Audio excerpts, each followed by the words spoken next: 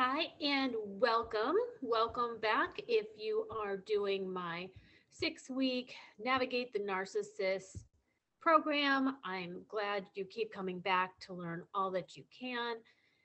I'm the author of Co-Parenting with a Narcissist, 7 Self Rules to Stay Sane. I'm Grace Wroldson, and please, if you're here, learn all that you can. Take what you like, leave the rest.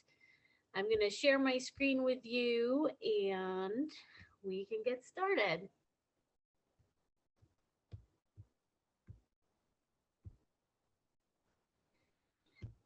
So this is session number 3. Welcome to session number 3 of Navigate the Narcissist. I'm just want to check that the audio is on. All of these sessions are recorded for you to watch. They're meant to go along with coaching, so one-on-one coaching.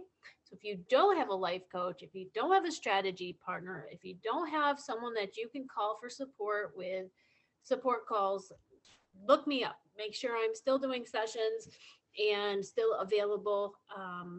Today, we're going to talk about documenting like a pro. So you got to navigate the narcissist, but you also have to navigate your own procrastination, laziness, fear.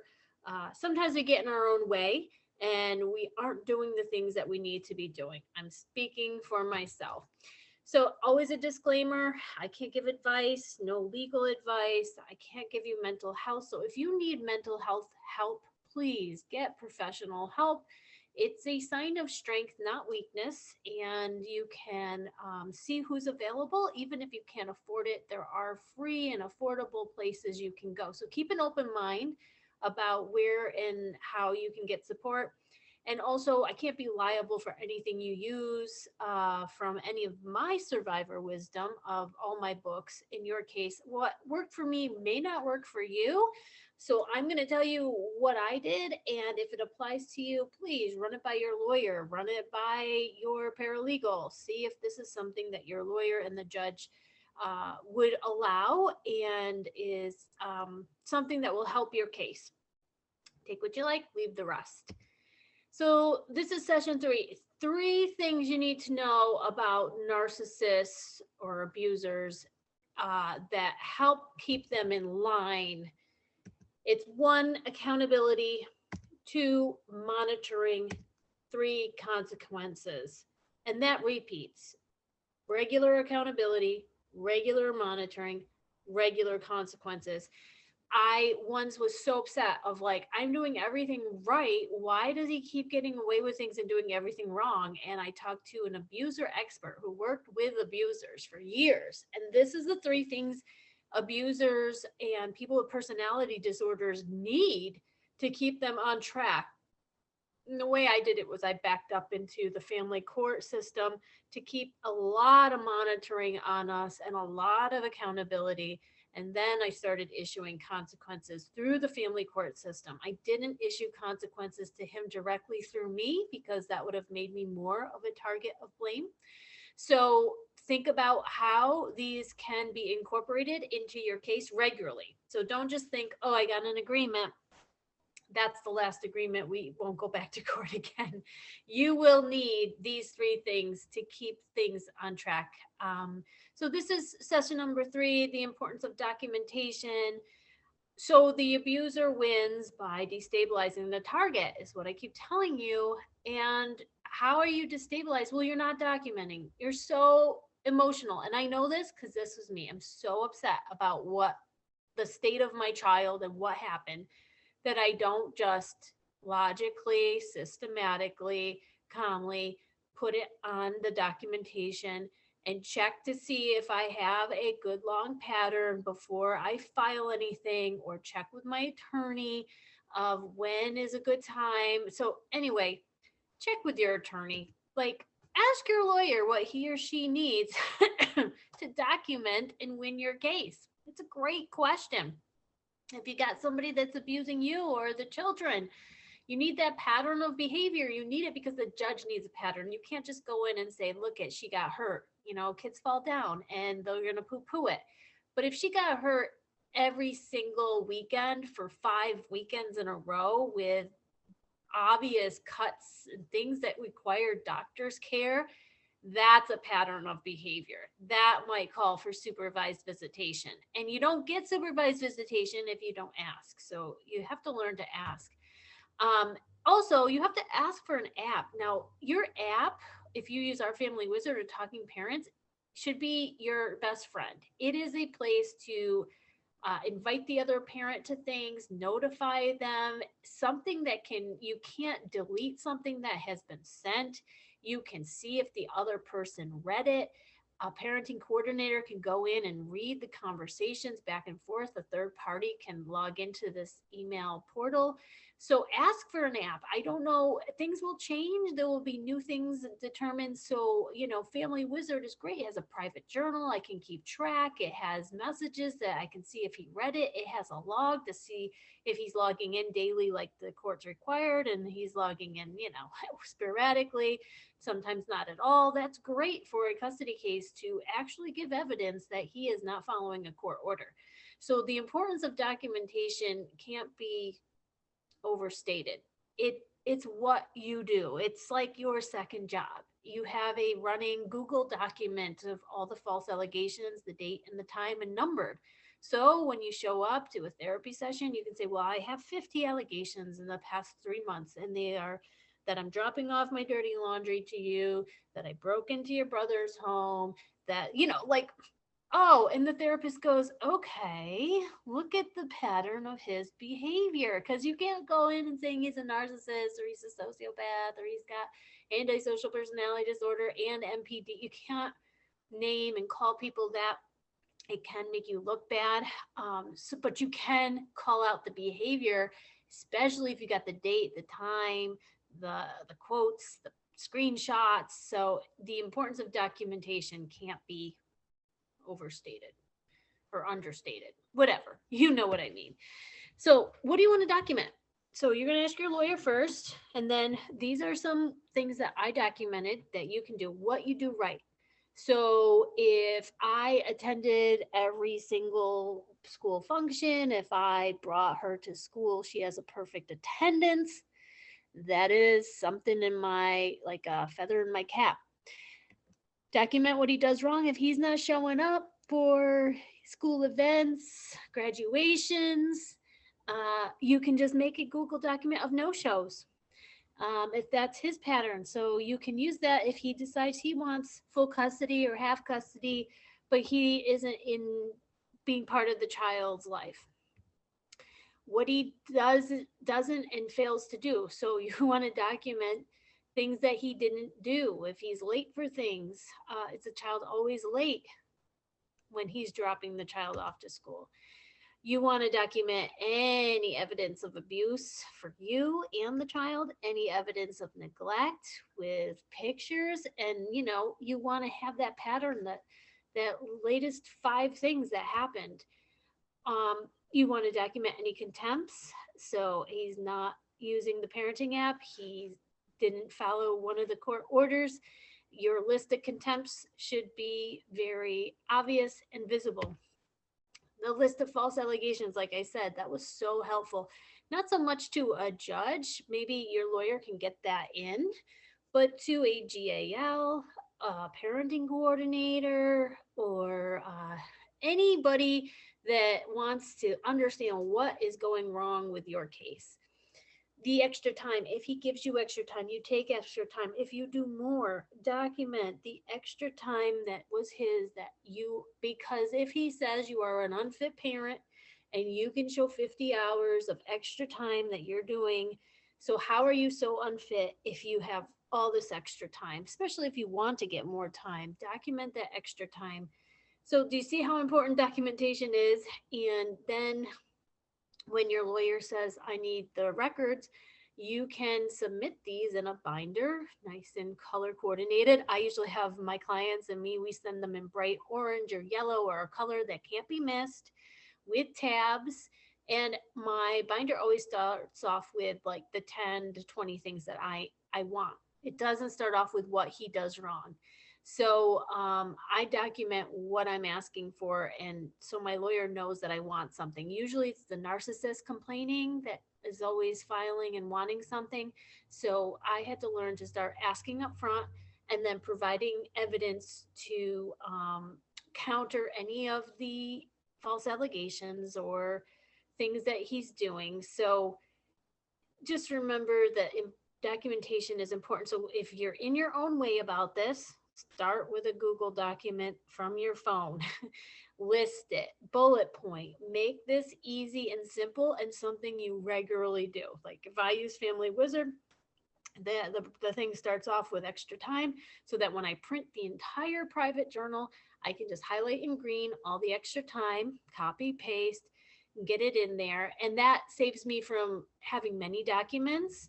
But I did keep a running log written down during therapy sessions. He would accuse me of things. So I kept track of all of the accusations. And it's so good when you can show the words that he's using on you to other people by you saying them, that you've been keeping track. It also can shut them up. Once they know you're documenting them and their words, they might even stop a little bit. Mine did, because he knew he was being at the top monitored.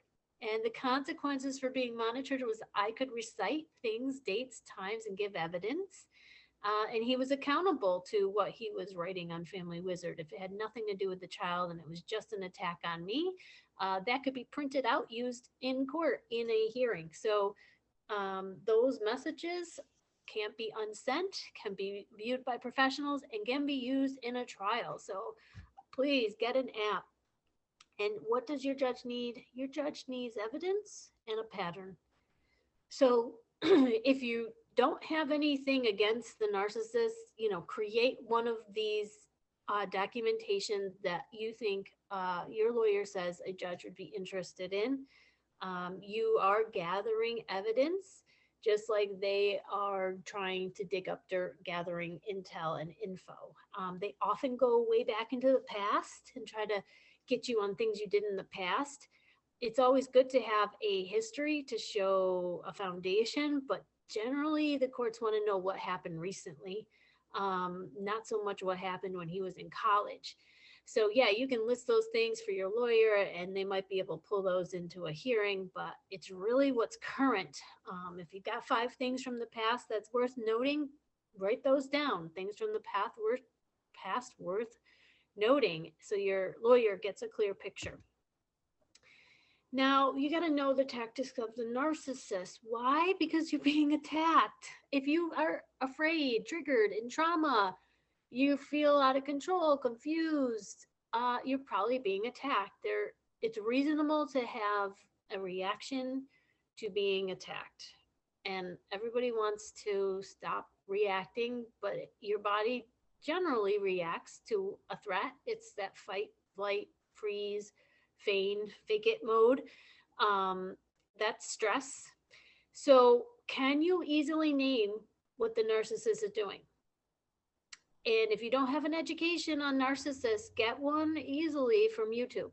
What they do for tactics. They do bullying, name calling, poisoning the well, flying monkeys, minions, smear campaigns. Can you easily name that he's weaponizing the child or making degrading comments? That's another thing to document. If your child is coming back saying, Dad said this, that should be on another Google Doc. Disparaging comments said to my child, the date, the time, the little quote unquote, exactly how the child said it. That is super important. Do you see how your documentation is? So it's also important to know, okay, he's doing this right now. He's falsely accusing me of crimes. He's doing this right now. He's doing that, because there's some counter things that you can do to counter the tactic. So know if you're being attacked, know if he's just purposely triggering you to destabilize you, or get energy and fuel from feeling he's significant enough to hurt you. Know if he is sabotaging you. Those are the trickier ones. If you know you're being sabotaged, you might need to safeguard yourself in your custody case or your child. And know what your strategies are that you need to implement to counter these. So if he's poisoning the well, that means he's going ahead to professionals and people and saying some bad things about you. But if you went ahead of that and used the telescoping method and gave him a heads up, you're in a high conflict custody battle, you're very aware that your ex says things that are not true about you, paints you in a negative light. If there's anything concerning, please let you know, because you would like to keep other people out of the drama, and that you understand that their role is to just focus on the child, and that's what you would like for them to focus on the child. See how easy it is to immunize someone from a tactic, if you go ahead and if you're courageous enough. Usually they put us in so much fear of doing anything and getting it, we're afraid of getting in trouble, we're afraid of authority figures ourselves, and that's why it's great for you to be in a healing program. We talked about that. Are you an ACOA? It's adult children of alcoholics. If you had a parent that was an alcoholic, there's a 12-step program for you to get healing, for you to mature, to stop being afraid of authority figures, to get a voice.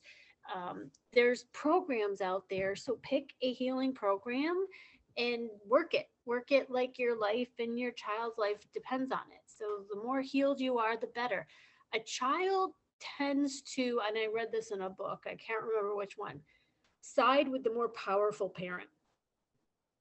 And I know because I was looking at that power and control, the abuse wheels that are out there by different coaches and organizations. And the next thing on the list for me was to alienate my child from me. So I wanted to know, how do I stop that? How do I stop my child from picking the wrong side, the side of the abuser?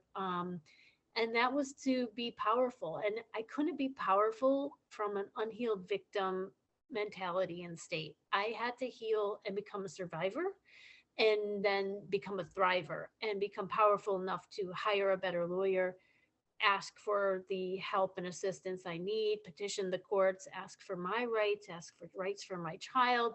And then my child aligned with me, whoever the more powerful one was, and not the abuser. And I gave my child a therapist and a chance for her to decide what's right and what's wrong. I let her decide, what love is, and if she feels it and if she doesn't. I definitely empowered her and validated her experience. So you got to be careful there so that you're not disparaging your ex. But there is a line where I couldn't just say nothing, and I had to validate her experience and say, yeah, I would feel pretty awful about that, and I'm sorry that that happened to you.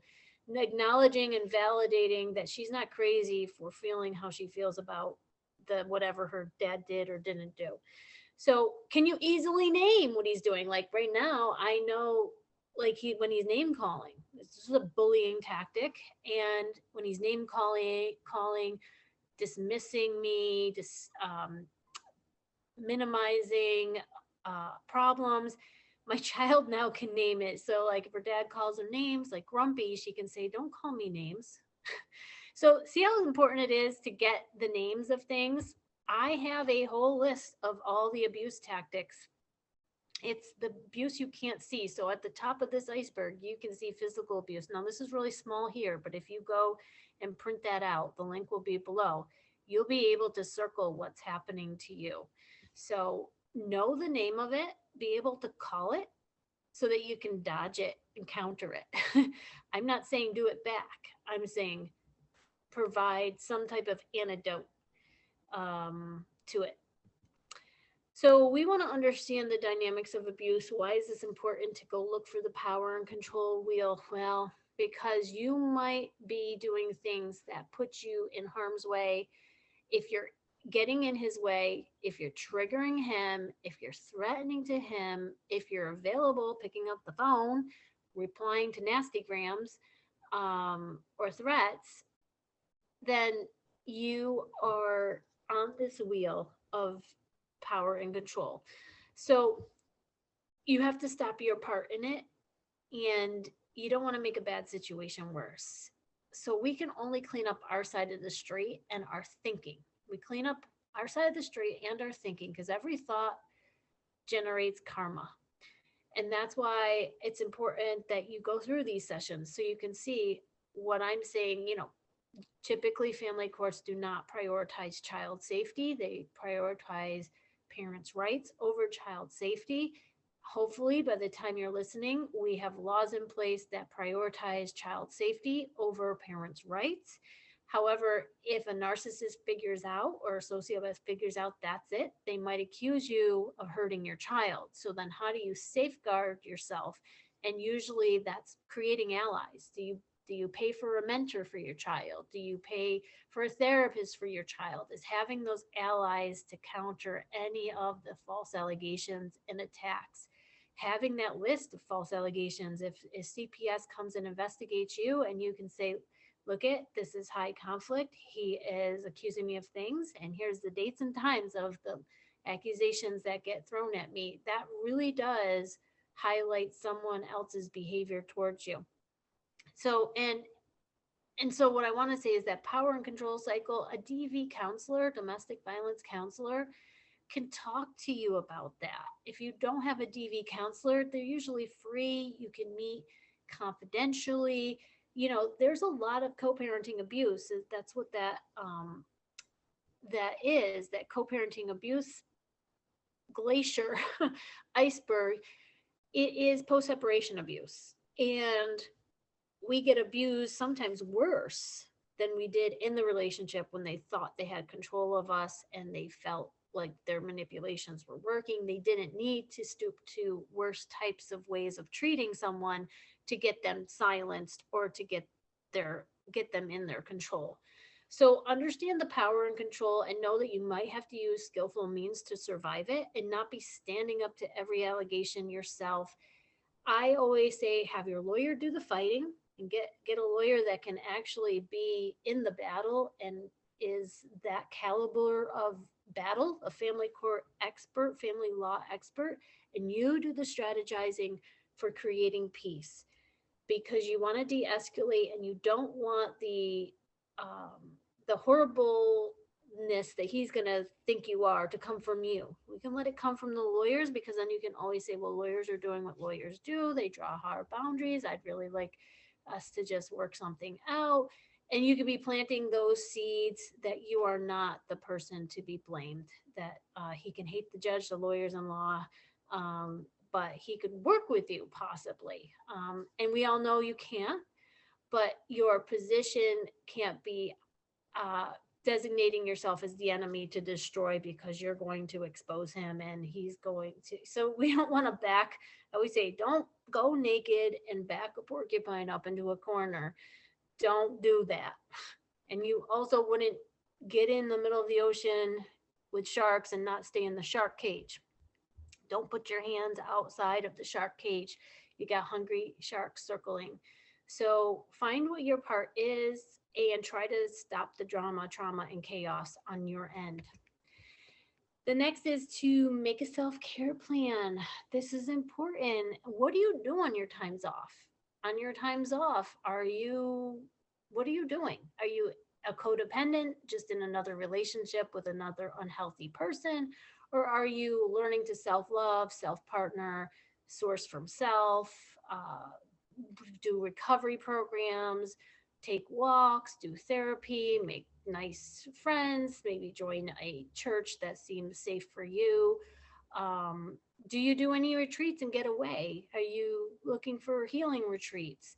Are you taking yoga classes or getting a massage or doing a meditation program? You can do a lot of this now online and Zoom, and you could be reading books on healing. You could have a self-care plan going, and you'll need that, because you need that foundation of self and a healthy self for you, for your children, and to show up in court authentically, a healthy, mature, well person, physically, mentally, emotionally. Your self-care plan matters. So your weekly goal is to implement a self-care plan. And I had the care and feeding of me, which I got from a women's retreat that I went on.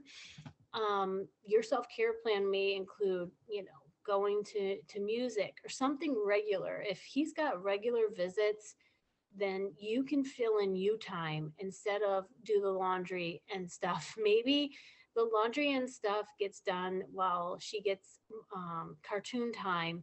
But when the child is in the care of someone else, that can be your self-care time. So make these crises opportunities for you to be good to yourself. So I wrote down the care and feeding of me. Maybe write that down. What do you need to take care of yourself? And mine, we included spirituality, journaling time, regular walks in nature. Find out how to care and feed for yourself, because if you're a mom on a mission like I am, we are very focused on our children and how to care and feed for them, and we don't put the oxygen mask on first and we burn out. So it's important to put our oxygen masks on first to be able to be conscious and alive to take care of others. And you got to create a way to stay standing. So if you don't want to be destabilized, then you have to find a way to be stable, and that requires self-care, self-respect, self-preservation. If we lose ourselves on relationships, that we're losing precious energy that we need for the long haul. And this usually isn't a short deal. Co-parenting with a narcissist and all the problems, they can linger, they can persist, they can cycle through, they can get worse. So we will need to be available to ourselves and have supports in place and a self-care plan. So, if you're going to court and court is done, don't just rush home to your child. If you have a babysitter, take an extra hour with that babysitter and take a walk. You'll need self-care for all the things that you're facing, to decompress, and you'll need, part of my self-care plan was having a therapist, a counselor, and a coach. And that was part of my self-care plan, was having those supports. And that's why I'm here today and my situation is so much better. So get that self-care plan. And I loved going away. Sometimes when it was really bad, I'd still go on retreats because he had certain amount of time that I couldn't refute or do anything about. And those retreats were just such a reset to get out of town, out of my problems, and to see that I'm so much more than these problems, this court battle, this co-parenting awful situation. I get out of town, and there were times when it was so stressful to face the attacks that I would get to the edge of town and just pull over and not want to go back to my life. But I'm a mom on a mission, and I'm here to see my child through something. I'm not going to drop her and leave, and that's because I do practice self-care. If you're reading along, you're probably in the third part of the book. This is Co-Parenting with a Narcissist, 7 Self-Rules to Stay Sane. And we will be moving into how to fight a narcissist in family court and win if you're doing the reading suggestions. Then after those 2 books, we'll read the third one, Co-Parenting with a Sociopath, Survival Insanity Guide. So you're about a third way through this program. Remember, there is a 1-hour webinar about creating peace. What we focus on grows, and if we gear our mind towards that, instead of creating hostility, creating peace, that's not what your lawyer necessarily will be doing, but this is what I believe we should be doing to not make a bad situation worse. This is Co-Parenting with a Narcissist, 8 common mistakes moms make. We make a lot of mistakes. Mistakes are for learning. That's a video that you can watch. Just want to remind you, it's a 45-minute video. Goes over some of the mistakes just so you can clean things up and be preserving your custody case, not be ruining your chances. If you want my 7 free tips PDF, it's an instant download. It's from my first book. Basically tells you my chapter titles. My chapter titles are the things that I had to establish with myself. I couldn't establish rules with a boundary crossing person. I couldn't establish boundaries with a boundary crosser. I had to establish the rules with myself. So learn all you can. The Get the Right Lawyer Guide is a $10 PDF, and that gives you the 3 worksheets on how to get the right lawyer, 20 questions to ask so that you are prepared to maximize those consultations. You can get an entire court perspective and strategy just from those free consultations by asking the right questions. And then you might have 3 different lawyers with 3 different strategies, and then you'll have to decide which one works best for you. So read up to chapter 8 of Co-Parenting with a Narcissist, 7 Self-Rules to Stay Sane. Thank you for watching.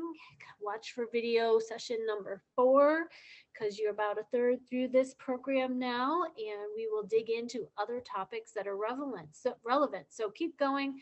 This is Navigate the Narcissist 6-week co-parenting course. Hopefully you come out of this with some real wisdom, survivor wisdom, and some hope and knowledge that you're not alone. So keep going, and thank you so much.